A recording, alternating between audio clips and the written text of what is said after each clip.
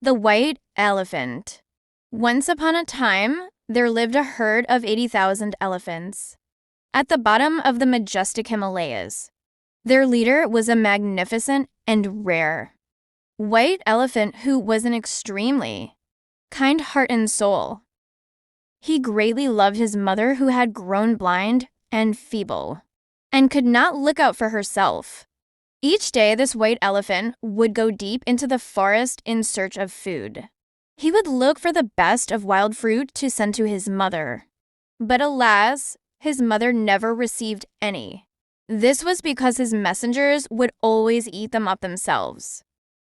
Each night, when he returned home, he would be surprised to hear that his mother had been starving all day. He was absolutely disgusted with his herd. Then one day, he decided to leave them all behind and disappeared in the middle of the night, along with his dear mother.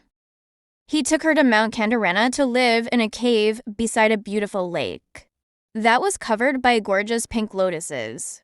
It so happened that one day, when the white elephant was feeding, he heard loud cries. A forester from Benares had lost his way in the forest and was absolutely terrified. He had come to the area to visit relatives and could not find his way out.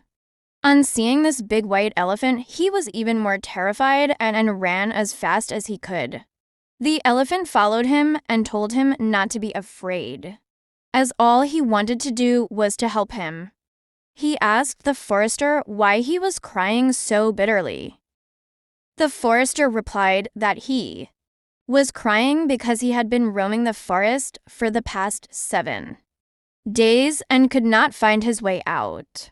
The elephant told him not to worry, as he knew every inch of this forest and could take him to safety.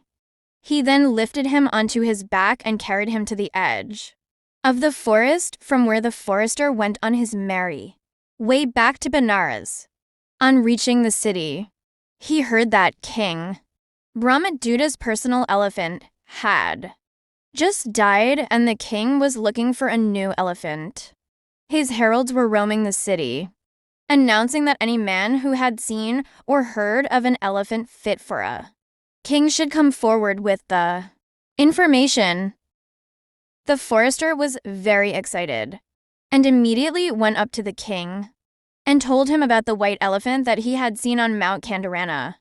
He told him that he had marked the way and would require the help of the elephant trainers in order to catch this fantastic elephant. The king was quite pleased with the information and immediately dispatched a number of soldiers and elephant trainers, along with the forester. After traveling for many days, the group reached the lake beside which the elephants resided. They slowly moved down to the edge of the lake and hid behind the bushes. The white elephant was collecting lotus shoots for his mother's meal and could sense the presence of humans. When he looked up, he spotted the forester and realized that it was he who had led the king's men to him. He was very upset at the ingratitude, but decided that if he put up a struggle, many of the men would be killed, and he was just too kind to hurt anyone. So he decided to go along with them to Benares and then request the benevolent king to be set free. That night, when the white elephant did not return home, his mother was very worried. She had heard all the commotion outside and had guessed that the king's men had taken away her son. She was scared that the king would ride him into battle and her son would definitely be killed. She was also worried that there would be no one to look after her or even feed her, as she could not see. She just lay down and cried bitterly. Meanwhile, her son was led into the beautiful city of Benares, where he was given a grand reception. The whole city was decorated, and his own stable was gaily painted and covered with garlands of fragrant flowers. The trainers laid out a feast for their new state elephant, who refused to touch a morsel. He did not respond to any kind of stimuli. be it the fragrant flowers or the beautiful and comfortable stable. He just sat there looking completely despondent. The worried trainers went straight to report the situation to their king, as they were scared that the elephant would just waste away without any food or water. The king was extremely concerned when he heard what they had to say, and went to the stable himself. He offered the elephant food from the royal table and asked him why he grieved in this manner.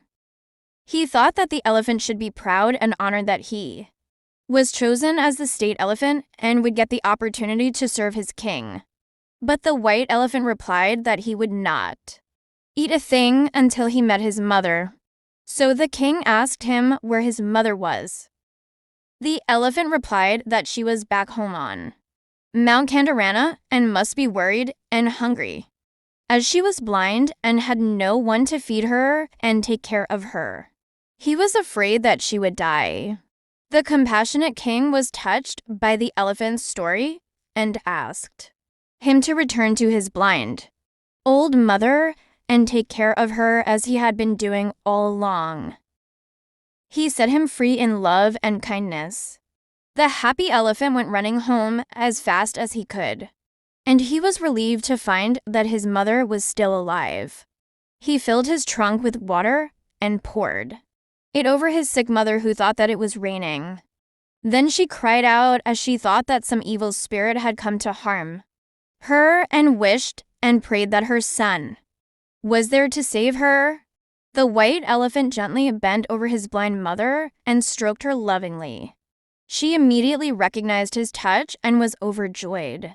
Her son lifted her up and told her that the kind and compassionate king of Benares had set him free, and he was here to love and look after his mother forever. His mother was absolutely thrilled and blessed the kind king with peace, prosperity, and joy till the end of his days. She was so thankful to him for sending her son back home. The white elephant was able to take good care of his mother till the day she died. And when he died himself, the king erected a statue of him by the side of the lake and held an annual elephant festival there in memory of such a caring and noble soul. Moral: always give affection and care to our dear ones. Always respect others' feelings.